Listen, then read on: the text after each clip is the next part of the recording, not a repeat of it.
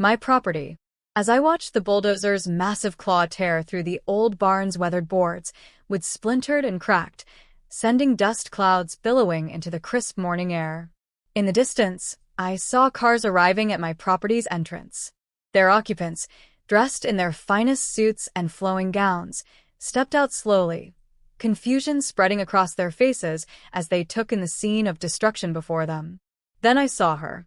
Karen stood frozen at the edge of what used to be the barn. Her lavender mother-of-the-bride dress was pristine against the backdrop of demolition debris.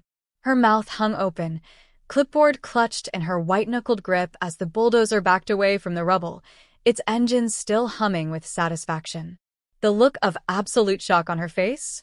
Worth every penny I paid for the emergency demolition permit. Let me back up and tell you how we got here. 3 months ago, I inherited my Uncle Frank's property, a sprawling 20 acres of countryside bordering the Willowbrook Estate subdivision. The land came with an old barn. Uncle Frank occasionally rented it out for community events. Nothing fancy, just local fundraisers or the occasional family reunion. The barn was in rough shape now, and I planned to eventually tear it down for a more personal project. That's when I first encountered Karen Henderson, the HOA president of Willowbrook Estates. She showed up at my door one sunny Tuesday morning, power walking up my gravel driveway in designer workout gear, clipboard already in hand. She introduced herself with a smile that didn't quite reach her eyes and immediately launched into a speech about community standards and property values. She asked about my plans for the barn. When I mentioned I was considering demolition, her face lit up with an expression I can only describe as predatory enthusiasm.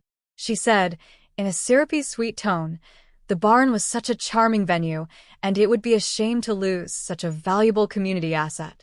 I politely, but firmly, told her it was private property, and I wasn't interested in maintaining it as a public space. The first sign something was wrong came 6 weeks later. A florist's van pulled up to my gate on a Thursday afternoon. The driver buzzed the intercom, asking where to deliver the sample arrangements for the Henderson wedding. I told him he had the wrong address. He insisted, showing me an order form with my property's address clearly printed on it. Then came the caterer the next day. She asked to see the kitchen facilities.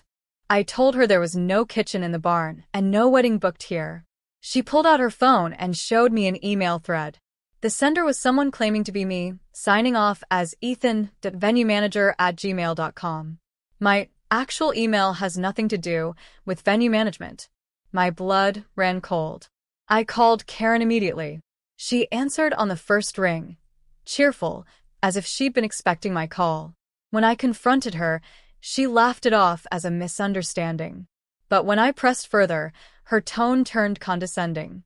She explained her daughter was getting married, and they just assumed the barn was available since it had hosted events before. She said, with mock concern, that canceling now would devastate her daughter and ruin the lives of over 150 guests. She even had the audacity to suggest I was being selfish. I hung up and immediately called my lawyer. What I learned made my jaw drop. Because vendors had been paid deposits and contracts existed, even fraudulent ones, a judge might allow the wedding to proceed under the doctrine of detrimental reliance. Karen's deception had caused vendors and the couple to act in good faith. Fighting it in court could take weeks. The wedding was in 10 days. That night, I lay awake. The barn really was in bad shape. I'd already gotten a demolition quote. The beams were rotting. The roof leaked.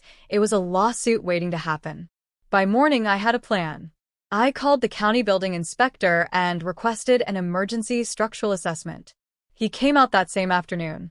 By 5 p.m., I had a report declaring the structure unsafe for public gatherings. By Monday morning, I had an emergency demolition permit in hand. The wedding was scheduled for Saturday. I hired a demolition crew for Friday morning, paid triple rates for the rush job. Karen, I knew from social media, had a 7 a.m. salon appointment for wedding day prep. Her daughter and bridal party would be with her for hours. The timing was perfect. By 10 a.m., the barn was nothing but splintered beams and sawdust memories. I sat on my porch with a fresh cup of coffee, watching the crew load debris into dumpsters. Then the wedding guests began to arrive. A string quartet showed up first. Confused, they unloaded instruments and stared at the demolition site. Then came the florist. Then the rental company, with folding chairs. My phone rang nonstop. I let it all go to voicemail. Vendors milled around. Guests looked lost. Chaos brewed. At exactly 11:15 a.m., Karen's white SUV tore up the access road. She leapt out, hair still in elaborate curls, and stared in horror at the rubble. Her face went pale, then red, then a dangerous shade of purple.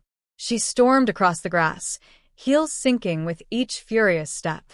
She screamed that I'd ruined everything, accused me of destroying her daughter's life, threatened to sue, accused me of intentional infliction of emotional distress. Behind her, a crying bride stood in stunned silence. I stood up, set down my coffee, and pulled out my phone. First, I showed Karen the building inspector's report. Then, the emergency demolition permit. Then, I played a recording of our call, where she admitted to organizing the wedding without my permission. But the real kicker? Evidence my lawyer helped me gather. The fake email address traced back to an IP address linked to her house. A venue website, using photos of my barn, registered to a credit card in Karen's name. The bride's family looked horrified. The groom's parents threatened to sue her. The vendors joined in, some of them still owed thousands. Karen went from accuser to accused. People surrounded her, demanding answers. She sputtered it was a misunderstanding, but the evidence